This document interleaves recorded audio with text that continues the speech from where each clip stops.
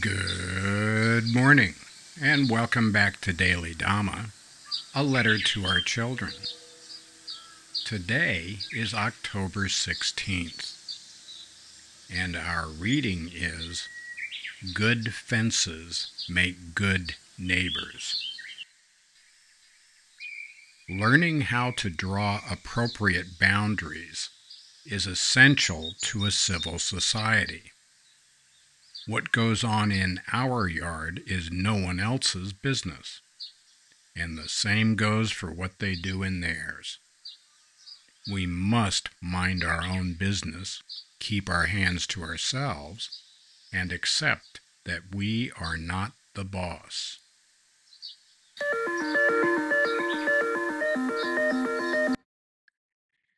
Little Mr.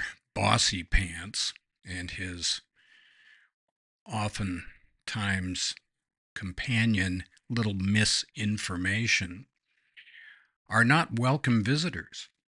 It's hard to imagine a place where we like to have people come in and correct our mistakes and direct us in the ways that would make them more comfortable.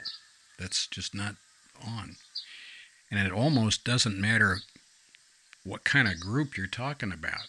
An HOA is like this. An HOA, a Homeowners Association for Non-Americans, is a organization that purports to want to keep up property values in a neighborhood and make sure that everybody is being a good neighbor.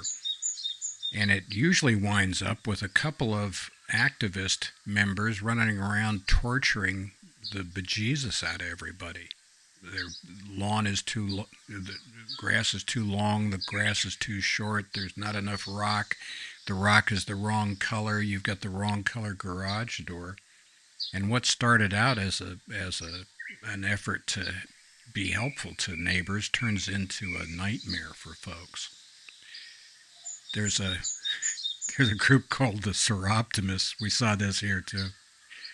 Mrs. Dhamma belongs to the Seroptimists, and the 80-year-old Seroptimists here in Snake's Navel, Japan, put benches up at the bus stops, and they were kind of a nice mauve color. And then a bunch of whippersnapper 70-year-olds showed up, and they wanted to change it to a light blue. And oh my God, we can't have that. And what are they doing? And where will it end? And dogs and cats sleeping together. It's the end of life as we know it. And this is what happens in groups. Groups can start out being benevolent order of this, that, and the other thing, and they're trying to help each other.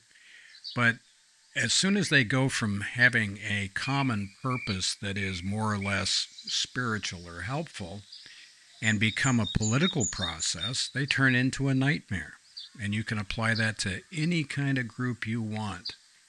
There's a difference between an orange, which is succulent and juicy and nutritious and a little bit messy, and a clockwork orange, which looks great but is kind of hard to bite into. We're down with the spiritual groups, not so much with the political groups. Be a good neighbor. Stay in your lane, will you? Please check the description box for the table of contents of the book, Daily Dhamma, A Letter to Our Children. That's available on Amazon. There are also 11 playlists for this channel, and you can take a look at those. They might help you figure out what we're trying to do here. And happy trails to you until we meet again.